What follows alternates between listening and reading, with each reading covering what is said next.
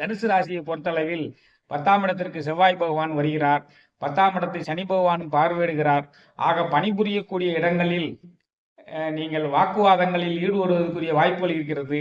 பணிபுரியக்கூடிய இடங்களில் சண்டை சச்சரவுகள் வருவதற்குரிய வாய்ப்புகள் இருக்கிறது. தனுசு ராசிக்காரர்கள் பணிபுரியக்கூடிய இடங்களில் கவனமாக இருக்க வேண்டும். உங்களுடைய ராசியையே சனி பகவானும் செவ்வாய் பகவானும் பார்ப்பதால் உங்களுக்கு தேவையான மனப்பதட்டங்கள் ஏற்படும், ஞாபக மறதி ஏற்படும்.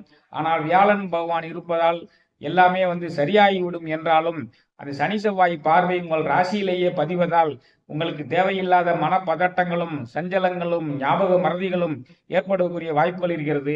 உங்களுடைய சுகஸ்தானத்தை சனி செவ்வாய் பார்வையிடுவதால் உங்கள் சுகஸ்தானத்தை சனி பகவான் பார்வையிடுவதால் உடல்நிலையில் அக்கறை கொண்டு இருக்க வேண்டும். வண்டி வாகன பராமரிப்பு செலவுகள் அதிகமாக இருக்கும். தாயாரினுடைய உடல்நிலையில் கவனமாக இருக்க வேண்டும். இந்த காலகட்டத்தில்